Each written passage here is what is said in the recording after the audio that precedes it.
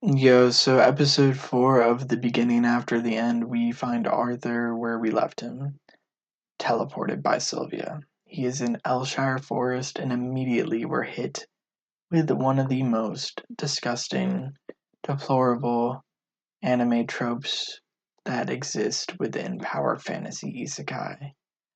The old slavers capture innocent girl and intend to have their way with her. So, our titular protagonist, Arthur, does not take the normal approach. While most protagonists would go in guns blazing, he does not. Arthur understands the incapabilities of his body, of his child body. And with this awareness, this knowledge, he intends to wait for the opportune moment. Thus, night falls, and with an Assassin Creed demeanor and skill, he throws a rock, gets one of the slavers to venture alone, takes him out, assassin style, takes another one out alone, but this alerts the leader of the slavers, and he is thrust into a challenge, a one-on-one battle with someone who is far superior physically than him, with adequate sword skills to match. And Arthur has met his match. He's almost captured, hits him with some flame magic, and then utilizes and implements a more novel weapon. I've seen it a few times in anime, but I haven't seen it lately, so I appreciate the bit of novelty here. It's a knife on a string, wire, fishing line type, and he's able to attack close range and mid range with it, throwing it and controlling it. And this is what allows him to close the gap and eventually overcome the adversity of this battle and free the elfin girl, Tessia. And here are where the problems start. Immediately upon freeing Tessia, he lies to her. She asks him, what happened to these guys? And he goes full, they had an unfortunate accident. Which makes me harken back to last episode, where we spent the entire episode basically, the theme was a change of heart, a change of perception. When Sylvia did not want to teach him this new mana core gathering simultaneous utilization method, she asked him a question about what he would do with the power. Initially, he said, kill my enemies. But that was wrong until he said, protect what I care about. However, this is my gripe with that notion. Pragmatically, de facto, circumstantially, there is no difference. Whether he's killing his enemies or protecting his family, often it's one and the same. Look no further than the first instance since he left Sylvia. He goes and murders a bunch of people, albeit may have deserved it, but who is he to decide who lives and dies? So he murders a bunch of people, frees this girl, and we're hit with a mystery here. When he frees Tessia, she's imperceptible to him for some reason.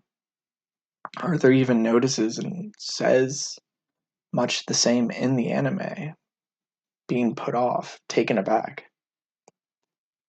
I'm not sure exactly what's going on, but later in the episode, Tessia mentions when her magic awakens, she is going to train with her master. So maybe her master has already placed some sort of spell on her that makes her imperceptible to unknown magic threats.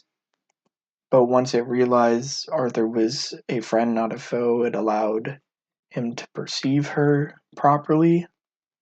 but this does not jive correctly because he could perceive her when she was being captured by the slavers initially. So I don't understand what the difference is from her initial capturing to when he freed her. But hopefully that will be resolved next episode.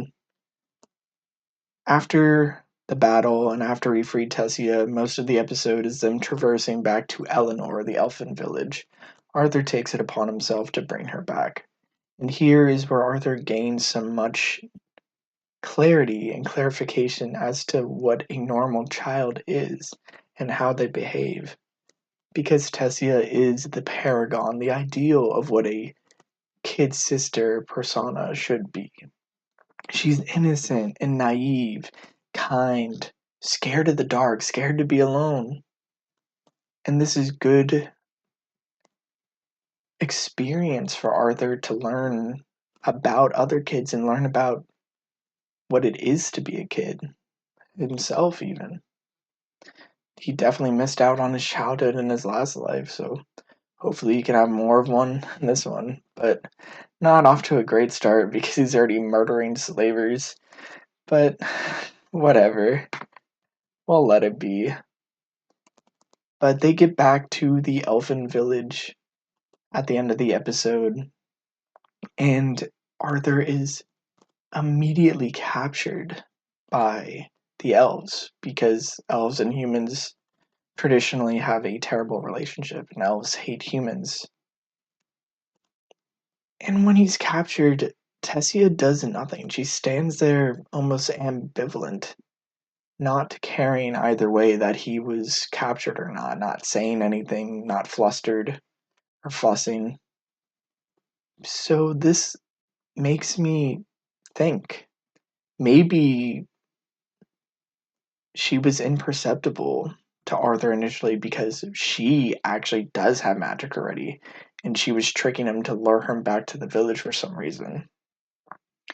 That would be interesting, probably not true. He also, during the episode, while they're traversing back, he begins to have monocore pain. Maybe she's linked to the monocore pain. Maybe she's causing him pain. Maybe there's a connection between the imperceptibility he initially had of Tessia and the monocore pain he's having now. That's another theory. We'll see next episode. There's also another jest here. Before they go in, Tessia wants to call Arthur Art for short. And Art goes, "Sure, Princess Tessia," which I think is quite explicit foreshadowing that Tessia is going to be a sort of royal or noble elf, which I'm not surprised at all, but we'll see if it's confirmed to be true next episode. But that's where we left off. Let me know what you guys thought. Anyways, peace.